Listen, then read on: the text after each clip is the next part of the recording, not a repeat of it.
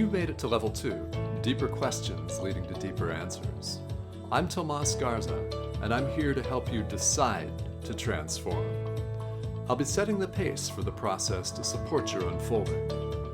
Learn and commit to a practice that brings simplicity and an awareness of what is ready to be released.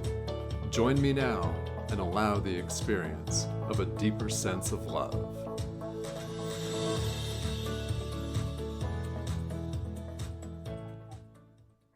Hello, everyone, and welcome to a very special edition of Decide to Transform. I'm your host, Tomas Garza, and I'm excited for a conversation today with my guest.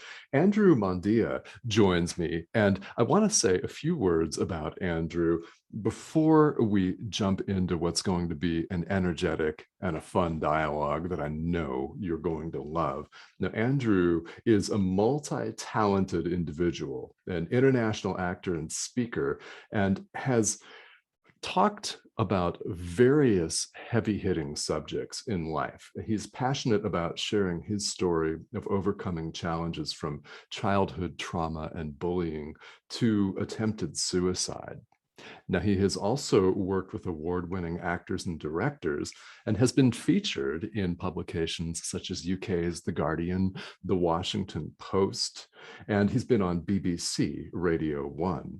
Now, he's also a featured author expert in 2 #1 international best-selling books, My Journey, My Journal, and How Big Can You Dream?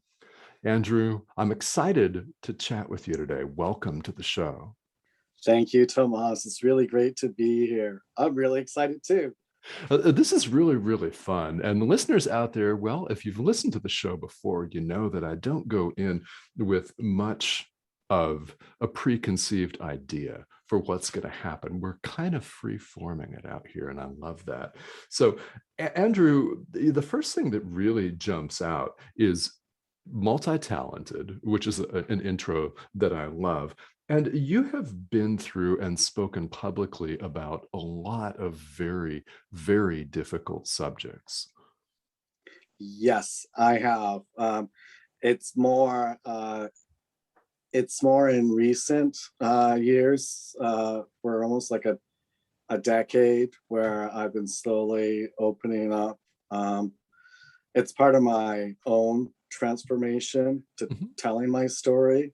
I have a friend who is an award-winning actress, writer, and producer. She did her show based on her life story, and now she's been mentoring other people to write theirs. And back in 2015, I signed up with her to be mentored, and she helped me with my own one-man show that I brought to Orlando in 2017.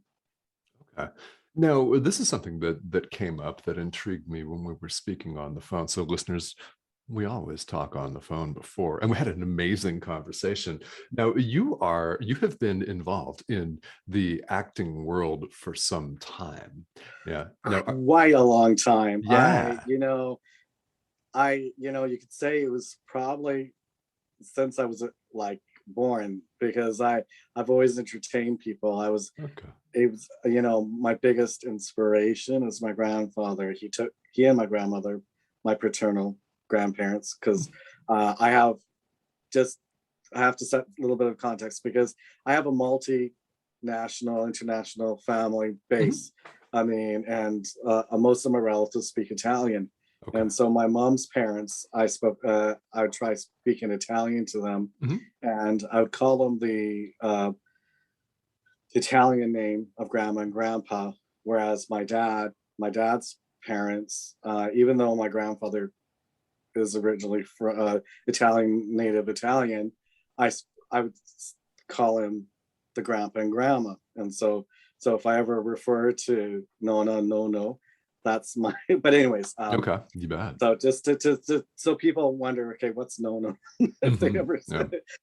All right. But my grandfather, my grandmother took care of me when I lived over in Switzerland, and my grandfather was an accordion music player. And the only time I actually remember being with my grandfather, the last time that I saw him was the summer I turned 7, which was in the summer of '82. Okay. And I even have a picture of me playing this really cute mandolin, which I don't even know what happened to after he died, Okay. to him. And but he plays the accordion, and but he's just, it's the feeling of Mhm. being with my grandfather, the feeling of my Okay. grandfather that carries with me strongly when it comes to my work in the performing arts. I started with dancing, singing, Okay. and then in grade 5, I got into acting.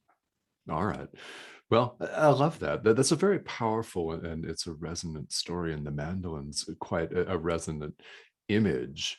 Now, you're still involved then in the acting world. So, are you involved in any current projects that we should know about?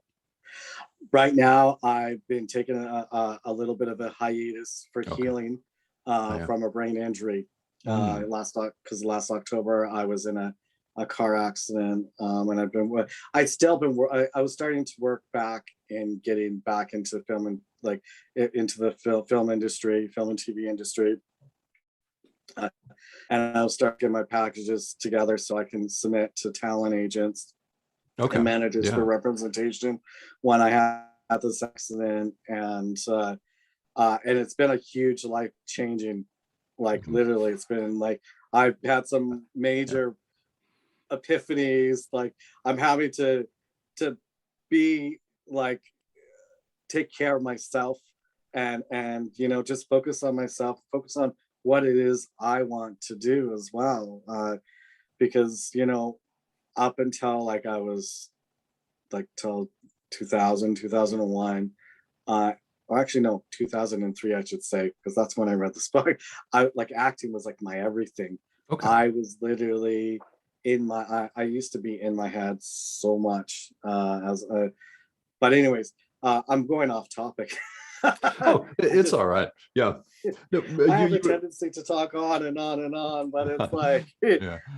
Well, and also as a show host, it's always fun to see where this goes, because we've had some brilliant conversations come out of what initially looked like just rambling. And I really appreciate this, because you were talking about having been through a car accident last October and recovering from a brain injury that was literally a game changer for you. yes. I'm right now. The only thing left is the post concussion headaches, Okay. and to help with that, I've been actually taking CBD oil, Oh yeah. and which has really helped. But it's just, you know, I discovered that when we get into these accidents, or when something big that happens in your life.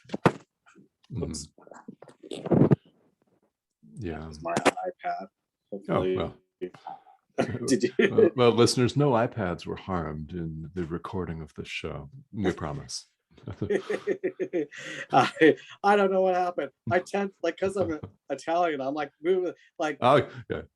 for Yeah. just to give people visual. I move my hands around a lot, and somehow I must have knocked it over. Oh, yeah. And it's like, Yeah, that's all it was right. just like I'm like speaking about like this epiphany. It's like, Hmm.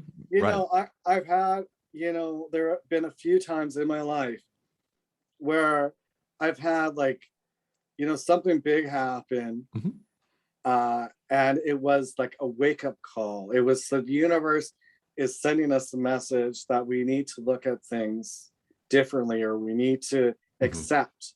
Yeah. Um, Yeah. because and the reason why I mentioned about it is because again, 2004, I had what I thought was like a mental breakdown. I was just, things were just like out of sync for me, and I took like I took like a 4 months off work on medical leave, and I came to terms with my own sexuality during that time.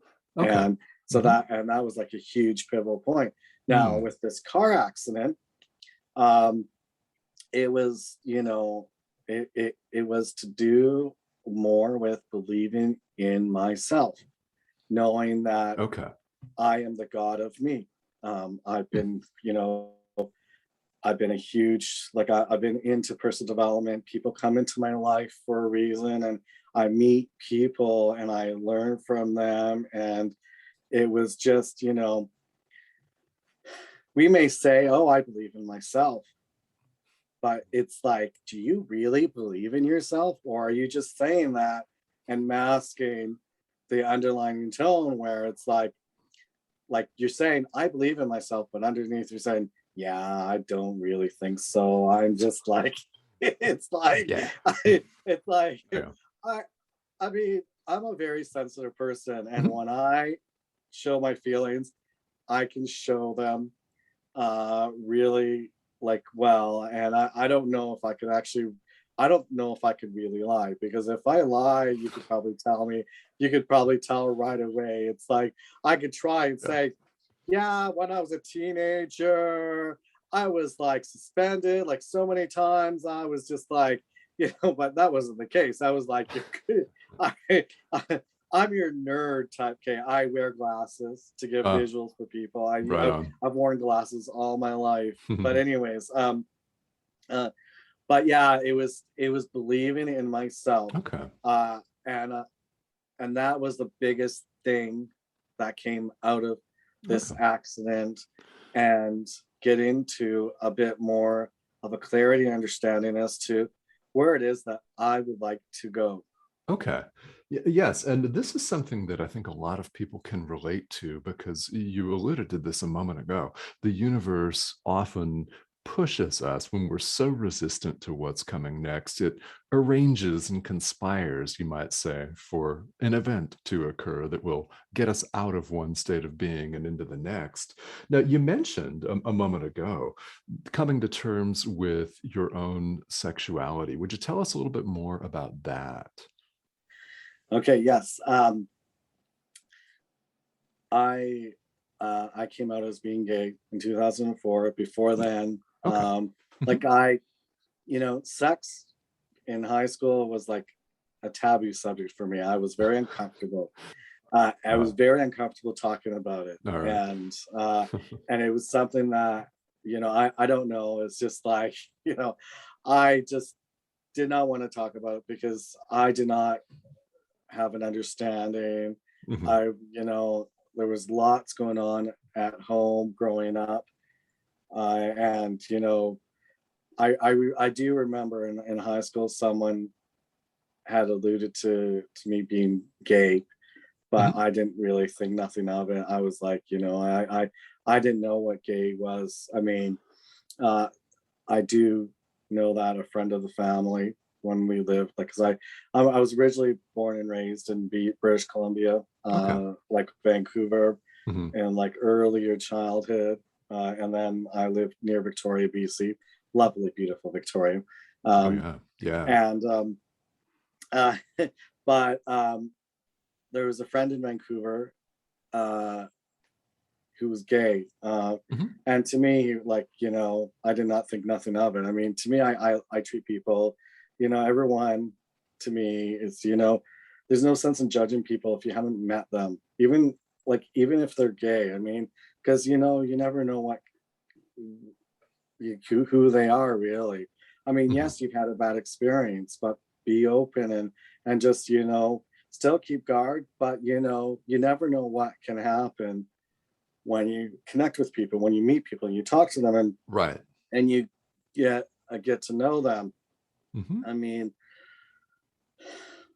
but it was like at the end, it was like the last month of high school was when I started to explore my own sexuality. Okay. Yeah. Maybe in the last couple of months, Sure. I would look at X-rated pictures. Okay, Mhm. Sure. uh, and then I had my first experience. I was almost 19 because I was kept back a grade. Oh, okay. And Mhm. uh, but I still was in denial of the Mm. fact that um, this is who I am. I was brought up in the Roman Catholic Church.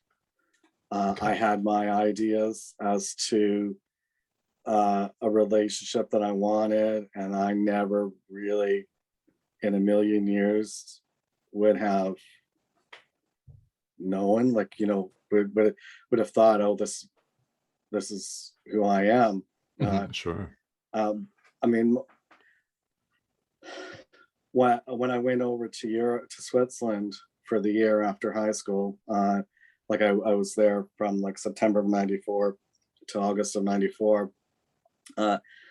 My aunt, who I was close to before she passed away back in 2014, like, I couldn't really talk to my parents, and she was one that I was very close to. She and I were really close, partly because she was not just my aunt and my dad's only sister, but she was also my godmother, and I spent 2 Okay. summers with her. Yeah. And Yeah. she actually approached me about what my mom had found, and then and she had it in her head, okay, he's gay, and so he like, but I was not in that place, Okay. but Right. my aunt was, and it was just like, and she was accepting of it, and I Hmm. wasn't. And my Oh, yeah. aunt is Yeah. religious. Okay, she goes to church, but she's not Hmm. that religious where she, you know, she chicken feeds. Like, a lot of religious. Oh, I love it. Chicken feeds. That's cool. Well, Yeah, I love that. there's a That's a term, great like, name. it's like they, a lot of religious people take what they want to suit them, instead of Mhm. taking everything in a context of what is in this Bible. Okay, like Oh, yeah. the Bible is pretty much stories that were written down. It's not law. It's just, to give some understanding of what happened at that time. uh and you can't just take what you want and leave out the rest. Oh, yeah. And that Well, and that and that and that's why I meant by chicken feed, because sure. uh, Uh, I can't remember the exact term, and you have to excuse, like, my brain is just not even. I just there's an expression, and I mhm. just said chicken feed because it just came to No, I love it. mind. Yeah, no, I love that. Well, it's a striking visual, and that's the first I've heard of it. But you're absolutely right. There are people that take this little component here, and then of course suit it to their own needs, and everyone that resides in their own echo chamber. And well, anyway, it's very very true. So returning to your story, she was open and you weren't. So how is this impacting you as you went forward? Because you mentioned you didn't come out until 2004. So what was that journey like leading up to then? I mean, I explored being Mm, gay. Okay, okay. I joined, when I moved to Vancouver. I joined this choir, gay men's choir, Okay. Yeah. and it was at this event in Montreal called Gala in 2004, Hmm. which is where I actually came to terms and accepted. But it wasn't, I have my first cousins who are from, like, my first cousin who's Swiss, because I have aunts and uncles in Switzerland and cousins in Switzerland. One of them came with his then girlfriend, who is now his wife, and they came on holiday to Montreal and to Toronto. Okay. And they were in Montreal at the time when I was attending this festival choral event. And I performed. The choir we ended up backing out performing in the festival. And so I still went and I joined the festival choir. And the festival choir, we got to perform in the Notre Dame Cathedral in Montreal. Oh, It's a cool. beautiful Hmm. cathedral. Oh my Yeah. God. Yeah.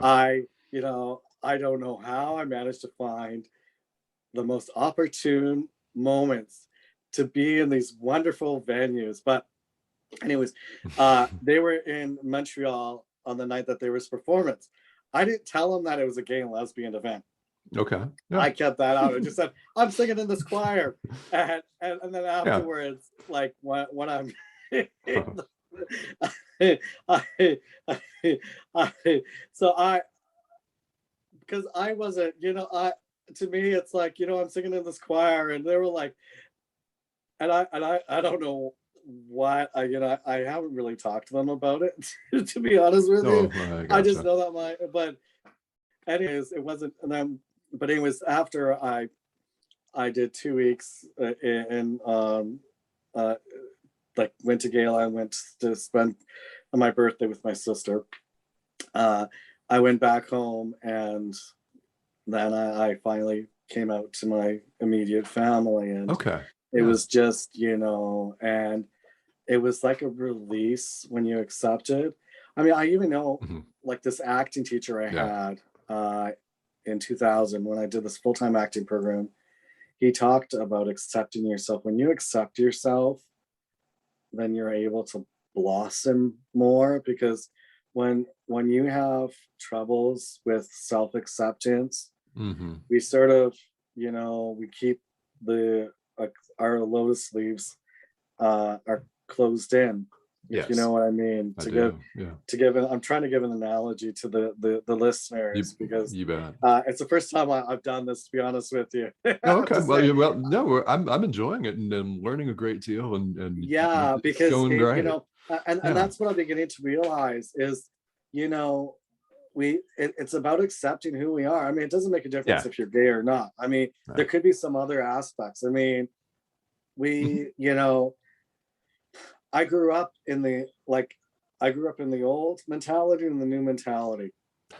Like, Okay. if you know what I mean, like the new Oh age. yeah. It's like, Yeah. I mean, the new age is still old age. It's just like, it's just more where we, when we're a kid, we follow what the adults tell us to follow.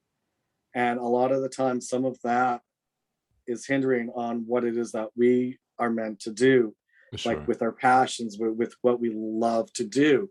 Because people, you know, some people are strong and they'll still keep it in their head that this is what I'm going to do, and they'll plow forward. And other people, they'll just, follow what other people are telling them to do. And then one day they'll wake up and they'll realize, wait a minute, I don't want to do this. Yeah. And so that's what I'm saying is when people recognize that, it's about following our bliss, really. Mhm. Well, it is, and accepting yourself is such a it's such a journey for so many people, and it has been a journey for you. Now, when have you been involved in speaking about all of this? Has this been something that you're doing ongoing, or uh, It's an ongoing thing, because okay, most of what I've been speaking about has been, discovering your passions, all right, the intention, attention, and no tension, hmm, and following what it is that you love to do, and uh, and of course doing my one man show, performing that in Orlando, and I still have to rework it to make it a little bit better, because it needs to go through another workshop, and once it's gone through another phase where it actually is right to perform, because it's like, sure, um oh yeah, oh yeah, but it's just something that it's an ongoing thing, because I mhm. just, you can never do enough with, like, inspiring someone to be who they are, to, it's okay to accept who you are. It's not, because at the end of the day, you're having Yeah. to live with yourself. So Yes. Yeah. I mean, that's a message that I think so many people need, is that it is okay to accept yourself. And I think that's a wonderful thing that you're spreading that message. And we're doing that right here on this show. So I want to ask you that you've been a contributing author in a couple of books. So tell us about those. And these books, the titles are My Journey, My Journal, and How Big Can You Dream? Let's talk about that for a minute. well,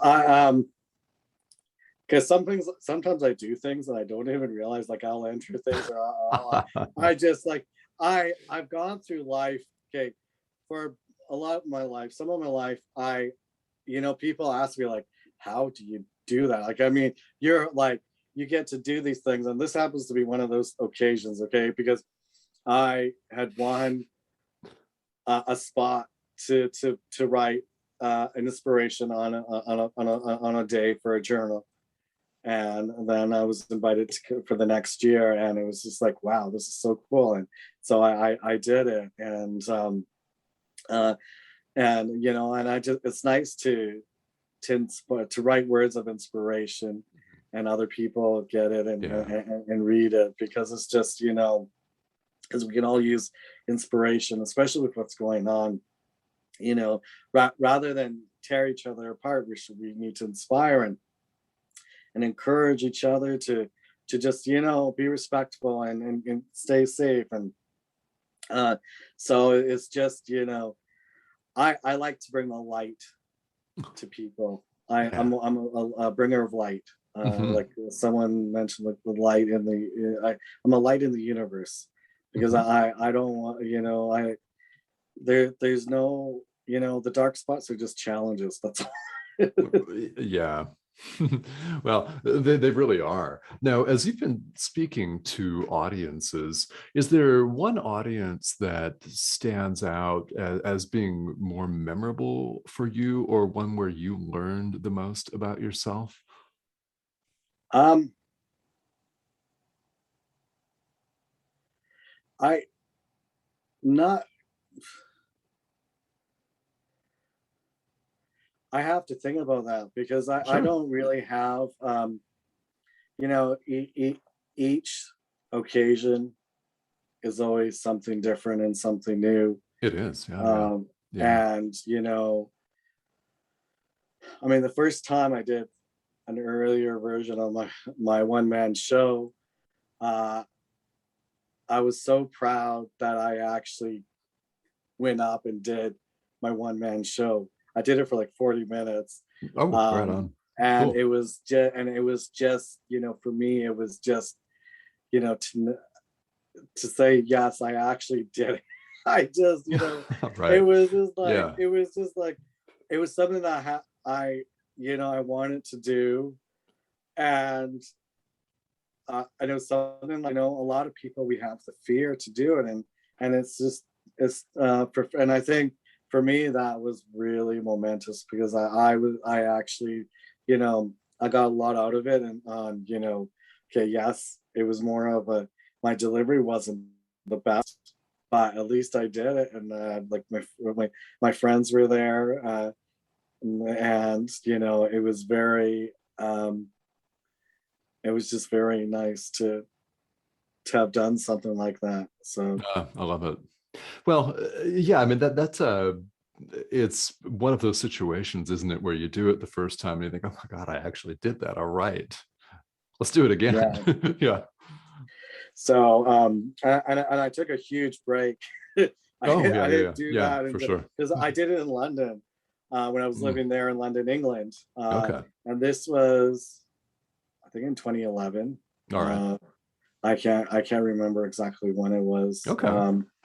because I think it was like 2011. I have to have Hmm. a All right. I just it was like in this little theater at the basement of this pub in, oh my god, Camden. Camden. All Sorry. right. uh Yeah. it's so it was just, um but I just like meeting people. Uh-huh. And Yes. and the I mean, and for me to just, even just talking to someone on the street, Hmm. and inspiring them, just Yeah. brings me joy. I love that. Well, and now we're talking to people all over the world, literally, and that's cool. Yes. Yeah, yeah, I love that. Now, speaking of London, this brings to mind our phone call that we had a few weeks ago here that's led up to this podcast recording. And you were involved in the 2012 London Summer Olympics. Tell us about Yes. that. Yeah. Well, I left Vancouver thinking I wasn't going to go to another Olympic city, because Vancouver was hosting the 2010 Winter Right. Olympics. Next thing Yes, you I know, I get remember. to London, I discover they're going to have the Olympics. Yeah. And um, in 2011, uh, I saw, you know, this write up in the newspaper that they were looking for guys. And I didn't see any announcements, because the thing is, I don't watch the news. I don't like, I gotcha. I'm not, I just, Oh I yeah. but I'll occasionally glance at the newspapers that I come across or something, and I saw that they were looking, and I sent I sent a message to Universe saying, "Oh, I'd like to be a part of it, and I'd like to meet Danny Boyle, who's a well-known film director, Okay. the director of Slumdog Millionaire, that won Right. the Okay. Oscar, to Yeah. give people an idea as to how big he is. Oh yeah. He's British, but he won an Oscar for that, and so I went. I got an audition for the Olympics because it's voluntary, and I even the big actors that were part of it, they volunteered their time. They, the most they had to. I think they had to be given like a pound. At least they can say they were paid, but Okay. it was like it Yeah. was just. But for me, it was just to be a part of it. I mean, I hadn't really known that I was going to be a part of it till a few months before the ceremony. It's like April of 2012. Okay. That's when end of April, that's when they told me, "Oh, well, we've selected you to be a part of this group," Okay. which happened to have been the group that was on the outer edge of like we weren't on the stage. And but sometimes you don't know when things will get to manifest, and Yeah. it's just like, but Yeah. sometimes they can be really fast and sometimes they can be really slow. Right. And it's it and this is where patience comes in. There's some things I'm not patient about, Oh, and other gotcha. things, All like, right. I would, what if you had spoken to me like 20 years ago, I would be like, I want to have this now. And this is Oh, so yeah. it's like I see. I but now, over the years, because of my personal development, like working through and all these different things that I've done. But anyways, with the 2012 Summer Olympics, it happened the night before, like the day before my birthday. Okay. All right. So I celebrated. I celebrated an Olympic birthday, you can say, because I just do, it was like something that was momentous for me. I was like, oh my God, to be a part of this. And it's like my birthday. It's like, this is like so cool. I Well, was I love like, that. Yeah, that's cool. it's just like, I mean, I had the chance to, like, Danny Boyle was just a very nice, down to earth guy. I Cool. never once actually asked for have a picture with him. Yeah, like at the beginning, we had done part of the rehearsals were done at the old, I think, Ford factory. It was out in like 3 miles. It was the old plant, this old car plantation or whatnot. There was like they had these they had it set out as to the size of the stadium, Okay. and two Yeah. separate sections so people so they can have rehearsals. There All was right. like, in the number that I did, which was, we were calling Industrial Revolution, but they called it, I think, Pandemic. It was the scene where they took away the grass. They had chimney smokestacks come up from the stage up to showcase the Industrial Revolution, Oh, I see. and, Right. and what it did to having the remembrance field. Yeah. I was in the group where we, um, on the night of the ceremony, it was Kenneth Branagh who ended up doing a Shakespeare monologue, Okay. Yeah. um, and they had this they had this well-known um, drummist do the, like, they had like it was a drumming entrance, and it was just like the music was just amazing. Actually, it's like 17 minutes long, this number. Oh my God. But it was No. just amazing that I, to be honest with you, I can describe it, but I'm sure if you go on YouTube and you look Mhm. for the ceremony, Yeah.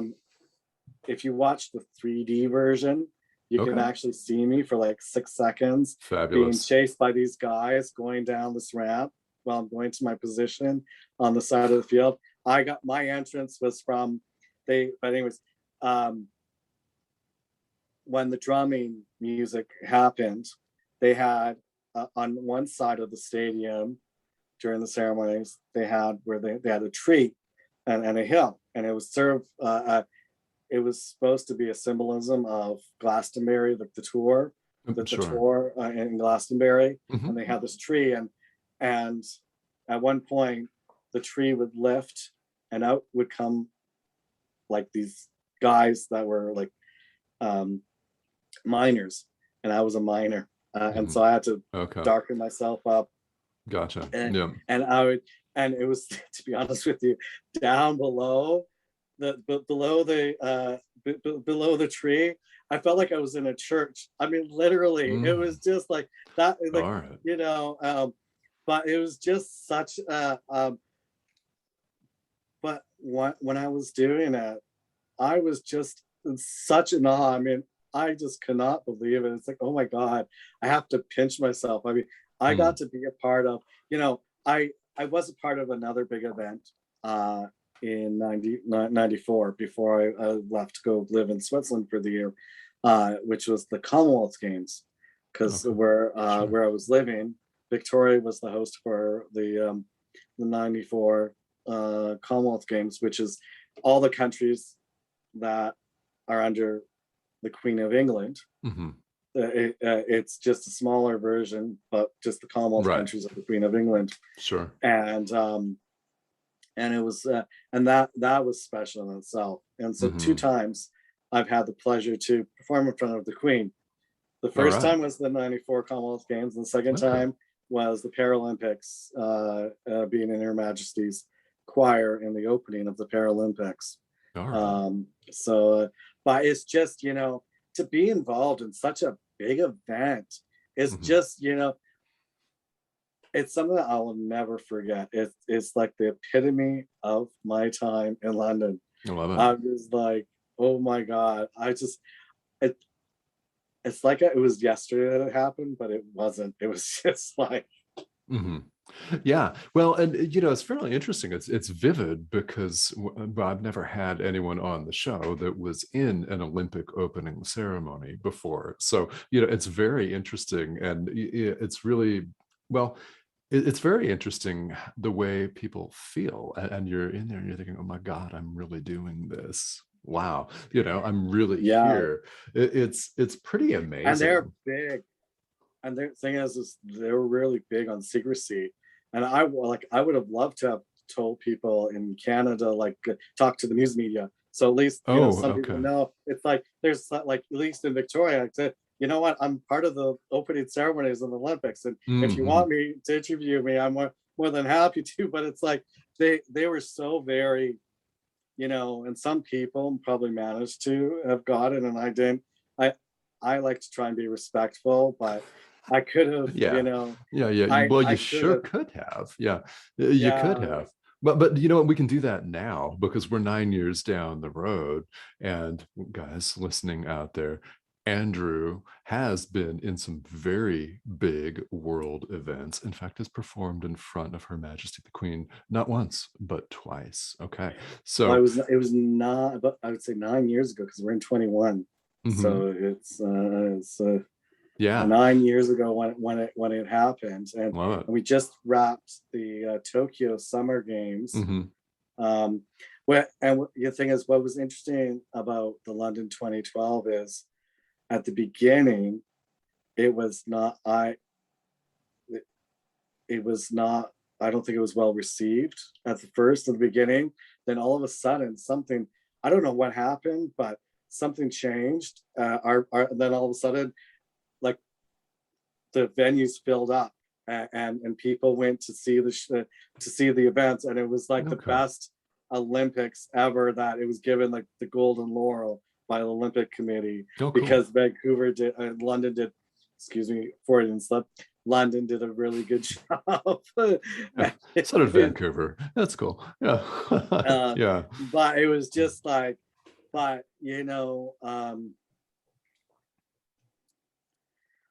but the ceremonies, there's a lot of work. Oh yeah. There, everything. There's a lot of work. I mean, the athletes, they go through so much training to be at their best, and then they can compete, um, to putting on a world class opening and closing ceremonies so that the world can enjoy a celebration of the opening and the closing Hmm. of the ceremonies. And Yeah. so, Yeah, I mean, it's really timely because the Tokyo Olympics, like you said, have just concluded, and everyone watches those, even if they're not sports fans in any way, shape, or form. And I think it's there's an element of humanity and element of, well, we can relate to the preparation, and it's incredible on every level. It really is. And now that it's 2021, you can talk about it and people can interview you about it, which leads oh me, yes. yeah, which leads me to a question because, well, here we are talking about it on a worldwide forum. How can people, Andrew, get a hold of you if they'd like to interview you or find out more about what you're doing? Right now, the best way is just contact me through social media. Uh, Okay. because I've just been like one of the things that before I had my accident, I was working on my website, and it's still in limbo right now. Oh, It's I gotcha. so, Okay. so social media, just at Andrew Mondia, Mhm.